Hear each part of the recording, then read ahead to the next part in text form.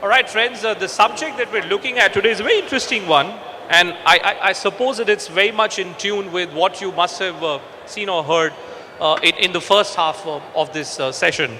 How can the youth meaningfully participate in the political discourse of the nation?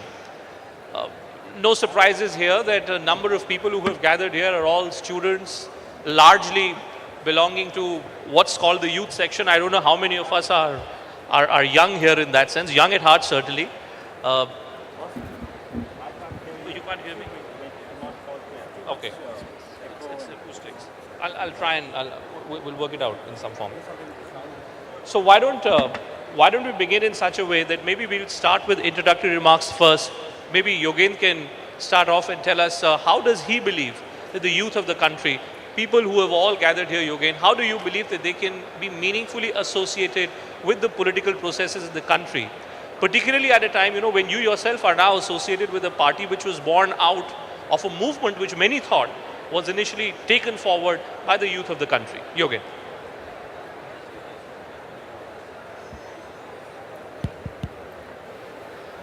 Can you hear me? Yes, you can.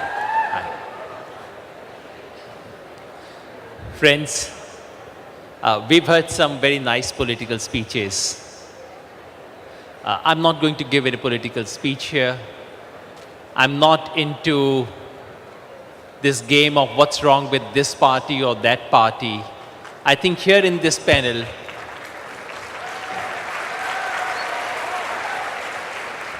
we're discussing something far more serious, something almost sacred. और मैं एक मायने में आपके दिल से बात करना चाहता हूं। सिर्फ वो बात नहीं जो आप अभी सुन लें, ताली लगा दें और उसके बाद झाड़ के चले जाएं। ये जो इस पैनल का सवाल है वो कुछ ऐसा है जो इस पैनल से बाहर निकलने के बाद, आज से 5 दिन बाद, आज के 10 दिन बाद भी आपके मन में जो बात रह सके, वो मैं आपसे कहना चाहता हूं। Why should the youth at all care for politics? ये पॉलिटिक्स के पचड़े में हम लोग पड़े ही क्यों? लंबी बात कहने का वक्त नहीं है, मैं सिर्फ एक बात कहूंगा। Politics is the yuga dharma of our times. In the India of 20th century and the 21st century that we live in, the only way we can make deep and lasting transformations in our society is through politics.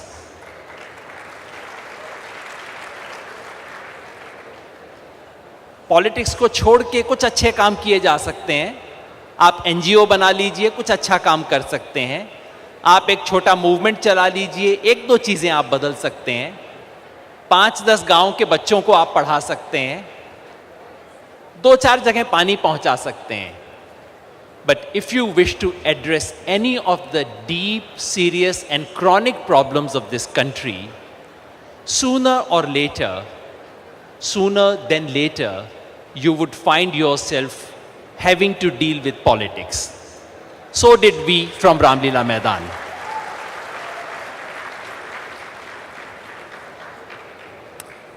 Why should the youth deal with it? What's so special about the youth?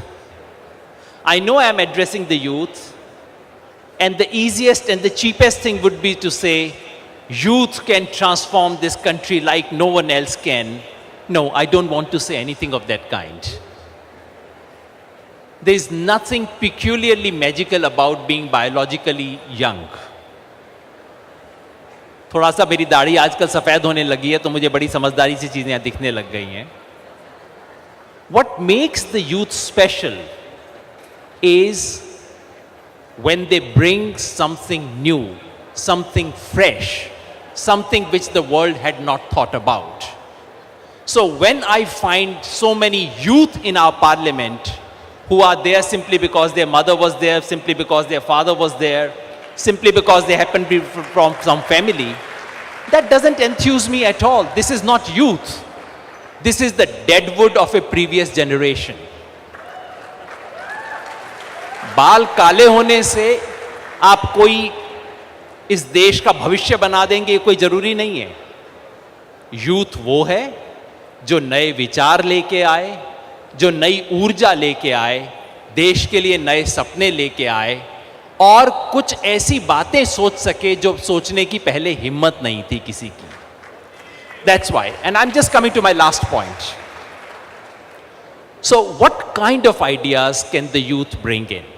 What is the challenge? We are speaking about 2014 election.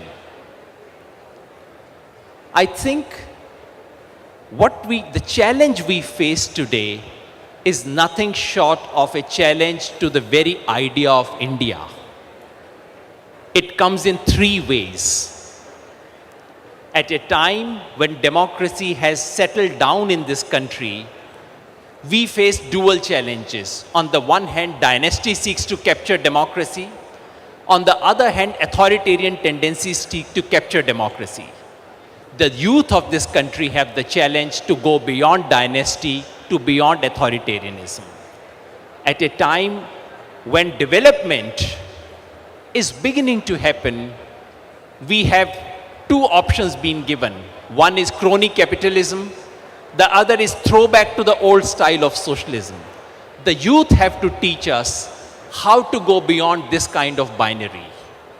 And third, at a time when diversity, the vision of a diverse India, वो जो हिंदुस्तान का सपना था, इंद्रधनुष हिंदुस्तान जिसमें तमाम जाति समुदाय जुड़ के कर सकें, वहाँ on the one hand we are being given a vision of majoritarian. कोई मंदिर बनाने की बात कर रहा है, कोई लोगों के सर फुड़वाने की बात कर रहा है. On the other hand, we are being peddled the worst kind of vote bank politics. The youth have to rescue the idea of India from these three challenges. Okay, let me put it this if way, you Yogi. can do that, that's the challenge of the youth. Okay.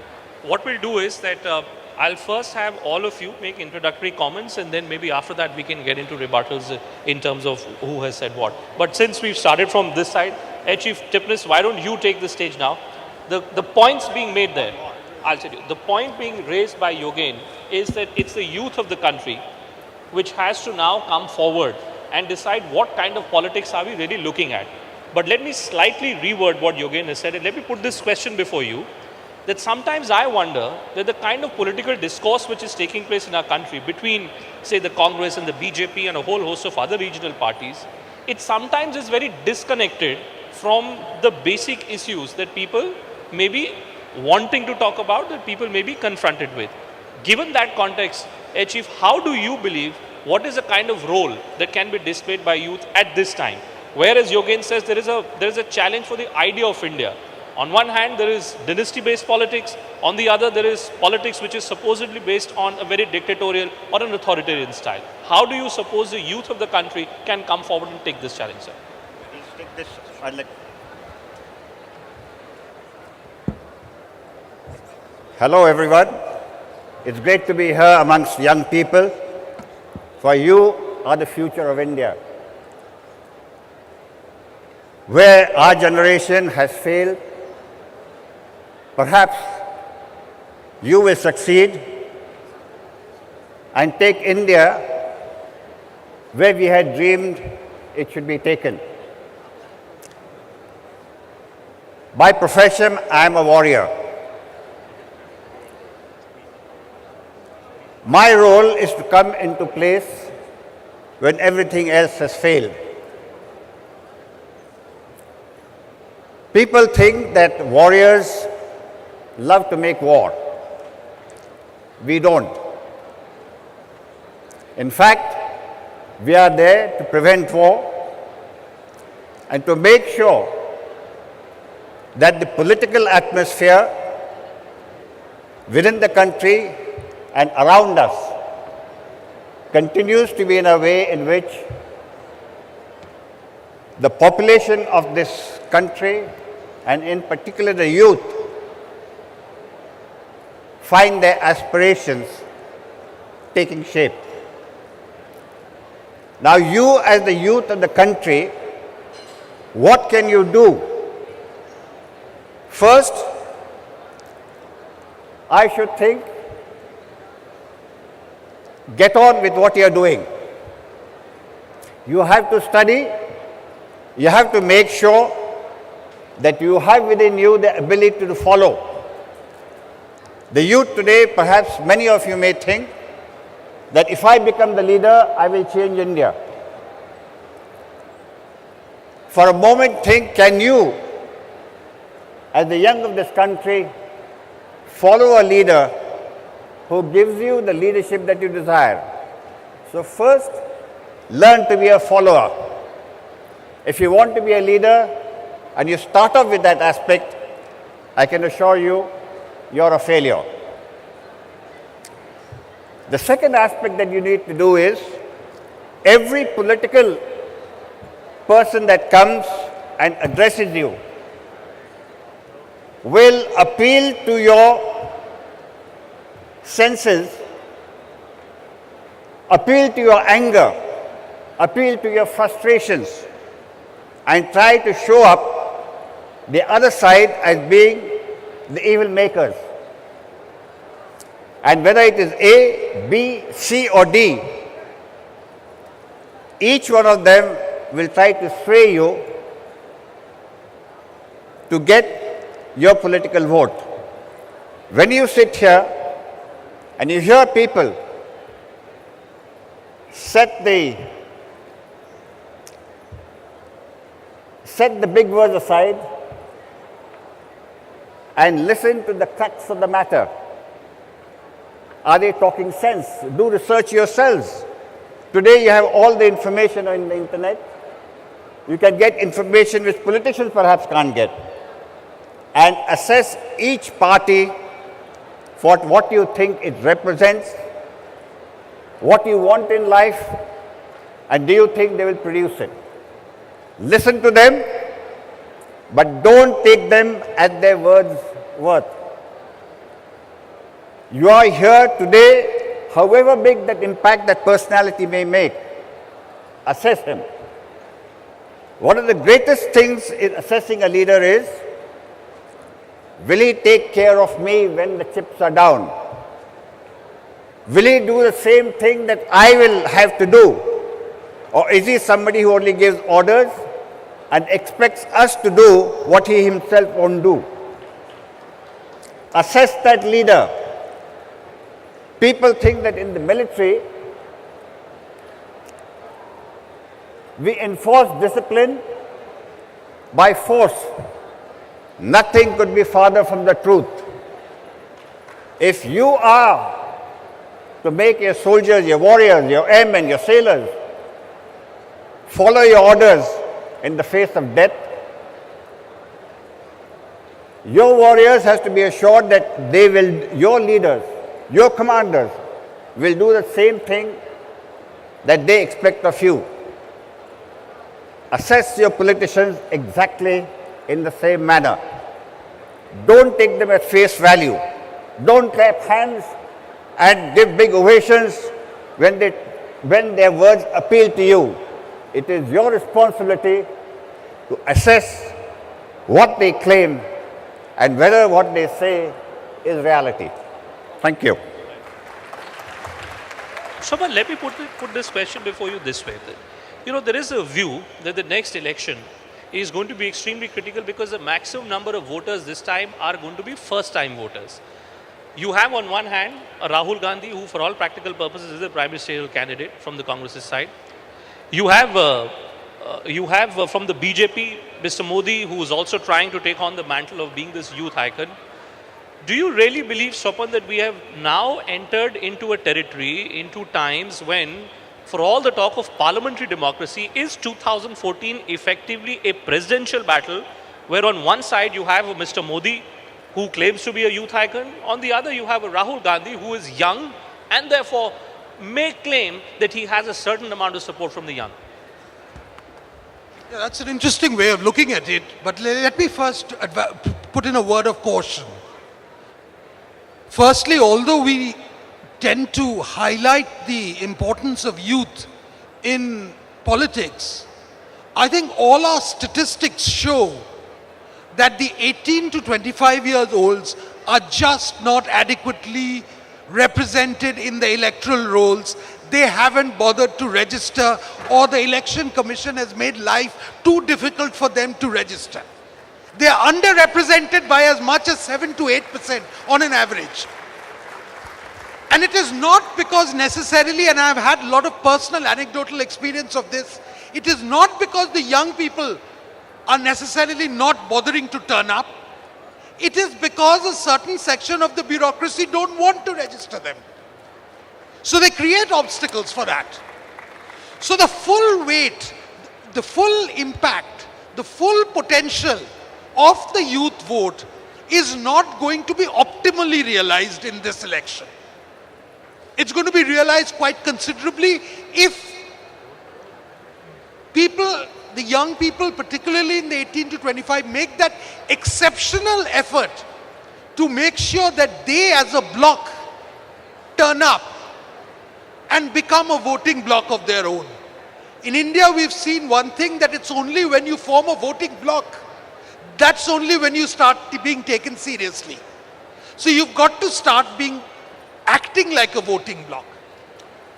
As far as the presidential elections are concerned, it is nothing novel. We are acting as if India suddenly discovered how a presidential election and a parliamentary system coexist. It has been happening like this all over the world, in most of parts of the world. It has happened various times in India as well. It has happened in various assembly elections as well. There is always a preeminent leader. There are two, or a conflict between two preeminent leaders. So there is nothing unique. This bogey is being thrown up at this particular point in time by those who feel that a callow young man with a fierce sense of entitlement, who doesn't have the basic courtesies or awareness, is seriously disadvantaged against another person who, if nothing else, has a lot of administrative experience on his side. And therefore, I think this election, if it is a presidential election, it is quite clear. If it is going to be a beauty contest, let it be a beauty contest. I think people will have their own sense of what constitutes beauty and what constitutes ugliness. That's a good way of putting it, Swapan. A contest between the beauty and the beast. Rajiv, why don't you take this proposition which is being put forward here by Swapan? At the end of the day, and let me refer to the most recent controversy. No, sure. You're not. I'm saying it myself. That's my prerogative. Let me put a certain new spec to what we have seen. You see, there has been this whole controversy which has been going on about the word nonsense which has been used by the Vice President of the Congress Party against a decision which has been adopted by the cabinet itself. Now, what I want to know from you is this, Rajiv, that at the end of the day, is there a sense within the Congress Party that you are now entering a territory where it may be exceedingly difficult for you only and only to bank upon a certain surname or bank upon the goodwill that a surname generated once upon a time? Thank you, Bhupen, and good afternoon to all my young friends. The theme of the panel discussion is about youth and what political parties need to attract them, to engage them. And Bhupen's little googly here has something to do with whether something else is going on and the Congress Party needs to change its strategy of whether it should depend on a name to get its votes or not. The Congress Party has never depended on a name. It has depended on its historic contribution to freeing the nation and building the nation. The leadership that has been involved at the head of that stream of nation building continues to inspire congressmen and the rest of the country, will continue to do so. So I don't see any reason for this question to arise in this context. And let's just focus on what it is that the Congress is doing to engage with the youngsters of the country. The youngsters of the country, what makes youth different is that they are idealists. They are looking for positive change. And that is what we've always wanted to engage with. The challenge for the political class, for the political leadership, is to figure out what is going wrong with the system, to reach out to the youngsters and figure out how can we take those ideas, their critiques, and implement them so that we ourselves get out of any rut that we find ourselves in. And so, we in the Congress Party, we've opened up the Youth Congress. There are elections going on at every level, and youth are engaging, taking part, and being part of the mainstream. So you're going to see, this is not an overnight phenomenon, it's going to take some time. The larger challenge is, what have the youth done for us in the last decade or two? The youth that have especially benefited from modern democracy have essentially seceded from politics, right? They've maybe gone into NGOs, they've maybe gone into civil society, to journalism, to fields where they're not engaging with the rough and tumble. Politics is not easy. Politics is not just a one-time engagement. It is a continual engagement. It is essentially calls for a full-time commitment to nation building, a tremendous sacrifice, and that's what we need to see more youth doing. And for that, we need to come out there and present platforms, inspire. I think that's the word. But Air Marshal Tipnis talked about leaders and followers. The key is inspiration, to basically tell the youngsters, this is why I am here before you. This is where I want to take you and the nation, and come with me and let's go there. That's really the agenda. But may I put it this way? You say that there is a certain degree of inspiration which is being provided by you, but Sanjay, maybe you can come in here. Why do I sense this great sense of despondency on the minds of the youth? Wherever I go, whoever one speaks to, you speak to so many young representatives, not necessarily active politicians, but people who may have a take, who may have a view on the concept of nation building. If Mr. Gowda is right, that there is a great deal of inspiration which has been provided, why does one sense this great frustration with the entire concept of governance which has been provided till this point of time? I would start with a little different note, which is to say, whenever we talk about politics in India, and we look at this vote bank politics with a negative lens. Whenever you say vote bank politics, all parties would try to keep a distance between vote bank politics, and it is looked at from a negative lens. But what I'm looking at for the last couple of years, that all the major political parties are trying to again form a vote bank of youth.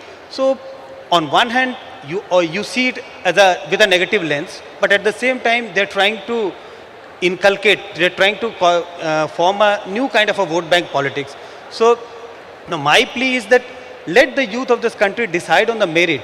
Let political parties come up with programs and policies, and let youth decide, instead of coming on stages and appealing to the youth to say that vote for one party or the other party. So this vote bank politics should go, and let youth decide. These are the educated people who are gathered here, and when we meet across the country, let them decide on the merit which party they should be voting for based on the issues. But do you get the sense, and maybe Mr. Mohandas Pai, who could answer this one, for all this talk about 65% of youth now being responsible for electing your new government, is the youth really interested in politics in the very first place?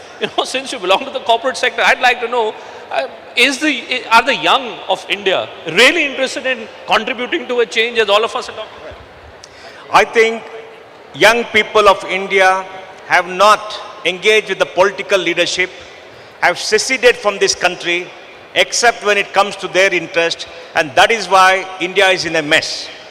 Let me give some examples as to what happens when you engage with political leadership. When Gandhiji gave the call to fight for freedom, all of you came together and got India freedom. You gave up everything you had, your college life, everything to give us freedom. After the Second World War, the French students fought against Charles de Gaulle and brought about reforms from a patriarchal regime in France. American youngsters in college fought against President Johnson against the Vietnam War and stopped the killing of American youth. When the emergency was declared in India by Rajiv's party, it is the young people of India who went to jail, who become political leaders. Many of them are still in politics. Some of them have become corrupt, but they fought for the ideal. And after the emergency, in the Mandal Commission, is young people who fought either side, whether it's right or wrong. And now in the last 10 years, we have not seen young people engage with politics. What are they doing? Young are only busy. Young people are more interested in EMI, in having good careers and money. And if you go to Jawaharlal Nehru University, there's no ideology. There is no ideology young people. And the reason is very clear. There is no inspirational figure. I want to give the example of Chandrababu Naidu. When he became the Chief Minister of Andhra Pradesh, you should have seen the enthusiasm of young people. And Andhra Pradesh was pure magic. One single leader created magic and gave jobs to millions. He gave hope. He changed the state because the young of the state rallied to him. But he lost power. He lost power for various other reasons, but when he was in power, it was pure magic. So my call to all of you is, the future belongs to you. If you want a good future, engage with the political leadership. Get into engagement. You may not be in politics. Talk to them. Tell them what you want. Fight for a good cause. March on the streets. Stop corruption. Until you do that, you will get a rotten future. You will get a rotten future. But Yogen, I must get you in this one. You know, because one has sort of followed the campaign models which have been created by the Aam Aadmi Party, and one does see a lot of youth participation in some of the programs which the Aam Aadmi Party has launched. What is it, Yogen, which stands out about the Aam Aadmi Party according to you, which is not applicable, say, to the mainstream political parties that we're looking at? I said, Use this one. I said in the beginning that I would not give a political speech. He's almost inviting me to give a speech in favor of my party. Let me, no, more seriously. I think, Bhupen, now I've been in a party for last 10 months. And I must tell you, the one thing that has sustained me all these 10 months is that not one day has passed when I have not met a young person who has said, I want to give up my job. I came to Delhi to do IAS, but now I don't want to do it. Someone who has said, I want to give up my career. Someone who says, I have a shop, but I want to close my shop. So you think And they're work actually for the country. I think, so the idea that today's youth has somehow lost it is not true. They are, given them an opportunity, and they are willing to come in. And that's the one thing that I've seen in the last 10 months. It's so exciting. And I think the lesson for that is the point that Mohandas made, which is, if you go to the youth and say, I'll get you this, I'll get you this job, I'll give you laptop, it doesn't work. If you go to the youth and say, I will not give you anything, you give me something for the country, they connect with you. So what is it, Swapan? What is it then? What is it then that youth of the country are really drawing inspiration from? Yogen says laptops are not working. You know, and I want to get into hard politics of this, because across the country, I only see different parties looking at different sections of population as vote banks, and it's applicable across party lines, whether it's the Congress or the BJP or any regional party. What is it that appeals to the young of this country when we talk about leadership? You know, like Yogen, I also come across a lot of people, and I have come across a lot of people in the past who've said, I want to get full time into politics. So my first advice to them is, get full time into a job first. First get full time into a career. Have the financial luxury to be in politics. Otherwise, you're going to be one of the most venal and corrupt politicians you'll be there. Because if you think someone else is going to bankroll you, then that temptation of corruption is there. Mr. Gowda spoke about full-time politics. I think that option does not exist for most people. What I think exists is a process of political engagement whereby you can seek to improve the quality of politics in your state, in your political party, in every place. That is where the realistic option exists. Getting full-time into politics before, as Mohandas Pai, one of his colleagues, has got into full-time politics. Now with a portfolio like that, he can afford to get into full-time politics. Rajiv Gowda might get into full-time politics, but he's got a good career in IIM. Yogen has got into full-time politics. He's a fellow of CSDS. They've all built up careers, and after that. Corruption is not something which you are born with. Corruption is something where when the opportunity presents itself, do you avail of it or not? But you know, there is if you have nothing to avail of, then you are not corrupt. There is the but other it's side. That temptation which you have to resist. And that can be resisted if you have a little bit of financial security. Therefore, my advice certainly would not be to all these people to suddenly take up politics. It would first build a career, have some experience, and then but keep alive your process of political engagement so one day you can get into it. That's a good point you make, Sopan, but there are also enough people one interacts with, young people, who say that what is the point of looking for a job or education, because if I get into politics and if somehow I can manage to be an MLA, and if good luck is really shining on me, if I manage to become an MP, then the coffers have opened in front of me. How do you correct that perception that politicians ultimately are all corrupt, and therefore I say that there is a great deal of disillusionment, disenchantment which exists against the political class? See, I've said this before. India is not just the world's largest democracy, we're the world's largest hypocrisy. We expect democracy to happen for free. It costs money to be a full-time politician, but if you want to get into full-time politics at a young age, then you need a large number of people to come forth and contribute to making your career happen, without expecting anything back in return except the nation's advancement, except an ideology that you take and turn into some reality. So that we read about youngsters and millions of people contributing to Obama. Here, how many of you in the audience are willing to contribute 1,000 rupees to any of us if we want to contest the next election? How many?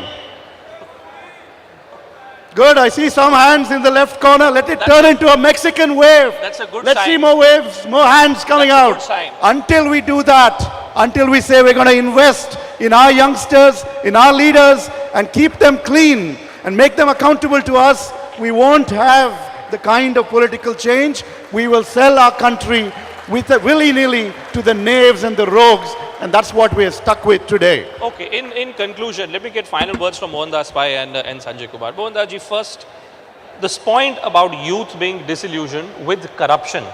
Rajiv is saying that how many people here are willing to give 1,000 rupees. I bring it down to basic brass tacks. I say how many people are willing to give 3 days in a week or in a month to politics. I'm not so sure whether many people will be willing to do that, given the state of political affairs in our country. I want to say that when the Anna Hazare movement started, I haven't seen so many young people come forward to fight against corruption as they did. Hundreds and thousands of young people all over the country came forward because the idea that corruption was ruling this country, corruption was sucking the lifeblood out of everybody, was anathema to them, and they wanted to fight it. That means young people are idealistic. If they have a good leader, there's a good message, they will come forth. But that movement has to be sustained. And the movement can only be sustained if some people amongst you stand up and say, I'm going to fight to change my country. And the rest of you support him, rest of you finance him, and make sure it doesn't have to depend on crooks or smugglers to get the money. I think we need a leader, we need a message, and we need young people to band it together because of one important reason, folks. We are all here, our lives are over. Whatever happens in the future, we are not going to make an no impact. one's life is over. Ours is just Let beginning. me say this. Come Let on. me say this. Ours is just beginning, sir. No, let me say this. Let me say this. You have got a good 40, 50 years ahead. If you want to a good country, engage with the politicians, engage with politics. Some of you enter politics. If you don't want a good country, you want a rotten future, just kiss politics goodbye, and you're going to get it anyway. Okay. Final comment from you. Air Chief Tipis started off on a very sensible note when he was trying to explain what are the kind of things that the young need to do in order to be really meaningful in the entire process of political exchange. What, according to you, are the two most important things that you believe the young of the country need to look towards if they need to play a greater role, a participatory role in our democracy? Some of the data has clearly demonstrated that when it comes to voting, the voting turnout of youth has been much lower compared to any other age group of voters. And in a democratic country like India, if you want to bring about change, it has to be participative. You can't be keeping aloof and think of bringing about change. So one big thing is that come out in big numbers on the election day and vote. That's the biggest tool you have in your hand. So if you do that, you are capable of bringing about a kind of a change which India is looking forward to. Okay. On that note, this session gets over. Thanks to all of you for joining in.